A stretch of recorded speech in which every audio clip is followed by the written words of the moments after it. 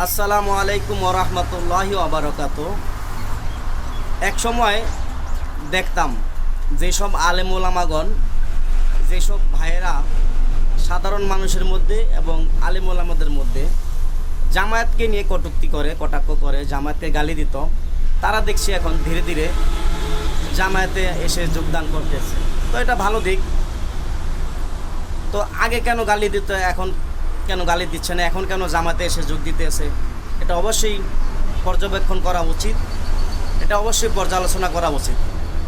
তারা হয়তো গবেষণা করেছে, গবেষণা করে দেখেছে জামাতকে নিয়ে, জামাতের সাথে তাদের সাথে যে দূরত্বটা ছিল, যে ভুল বুঝাবুঝিটা ছিল, সেটা হয়তো তারা গবেষণার মাধ্যমে তাদের অবসান ঘটেছে। তারা গবেষণা করে পেয়েছে যে না, জামাত আসলে একটি সত্যিকারের রাজনৈতিক ইসলামী সংগঠন, তারা গণতন্ত্রের মাধ্যমেই ইসলাম প্রতিষ্ঠা করতে চায়, এটা তারা বুঝতে পেরেছে। সেজন্যই তারা হয়তোবা জামাত ইসলামে এসে যোগদান করতেছে। দলে দলে দেখতেছি বিভিন্ন দল থেকে তারা এসে জামাতে যোগদান করে।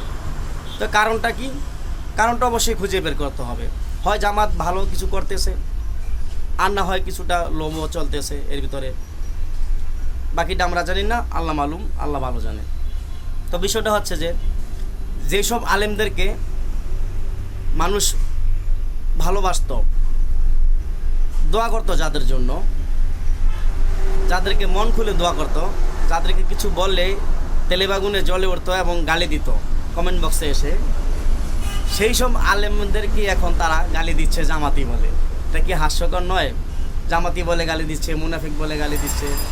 এদের মধ্যে একজন হলো আলী হাসান উসামা ভাই, এবং অন্যান্য আরও অনেক কমি অঙ্গনের আলেম ওলামা আছে যারা জামাতে এসে যোগদান করেছেন, নতুন করে জামায়াতে সহযোগী হয়েছেন, ফর্ম পূরণ করে সহযোগী হয়েছেন। এদেরকে নিয়ে অনেক নানান কটূক্তি করে, গালাগালি করে, কমেন্ট বক্সে গালাগালি করে, ফেসবুকে ভিডিও বানাইতে দেখি, গালমন্দ করতে দিই তাদেরকে নিয়ে। তারাও একসময় জামাতকে নিয়ে এভাবে তারা কটাক্ষ করতো, গালাগালি করতো। রেজওয়ান রাফিকি নামে একজন মুফতি আছে, তিনিও। এখন এদের মধ্যেও দেখছি তাদের ভিতরে সুন্দর একটা মনোভাব কাজ করছে জামায়াতকে নিয়ে। তো এইভাবে জামায়াত এগিয়ে যাবে ইনশাআল্লাহ, সবাইকে নিয়ে। জামায়াত সবাইকে নিয়ে কাজ করবে, কেউকে ফেলে দিয়ে নয়। এটাই বুঝতে হবে যে ভাই, আপনি যতই আপনি গালি দেন, ভালোই থাকবে, ভালো কখনো খারাপ হবে না। তাই ভালোকে গালি না দিয়ে ভালোটার ভিতর থেকে কিছুটা ভালো নেওয়ার চেষ্টা করতে হবে। তার ভালোটা দেখে আমাকে উদ্বুদ্ধ হতে হবে ভালো হওয়ার জন্য, তার ভালোটা কিনে গবেষণা করতে হবে, ভুল বুঝলে হবে না।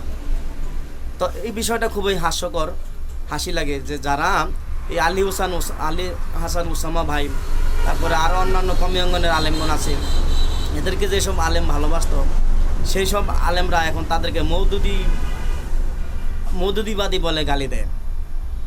কালকে দেখলাম ফেসবুকে, ইউটিউবে এক মুরব্বী হুজুর ওসামাকে গালিগালাজ করতেছে, মুফতি আবরার হোসেন ভাইকে গালিগালাজ করতেছে, যে আদা মৌদুদি বলতেছে আবরার হোসেন ভাইকে, আর আলী হাসান ওসামা সাহেবকে বলতেছে পুরা মৌদুদি।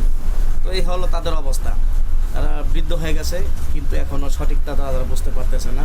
আল্লাহ তাদেরকে বোঝার তৌফিক দান করুন। কিন্তু আমার কথা হলো, জামাত যদি খারাপ হবে, তাহলে জামাতে তারা কেন যোগদান করবে? তারাও তো একসময় জামাত বিরোধী ছিল, তাই না? জামাত বিরোধী ছিল তারাও একসময়, তাহলে তারা কেন জামাতে যোগদান করবে? তো এটা নিয়ে আপনারাও গবেষণা করবেন ইনশাআল্লাহ।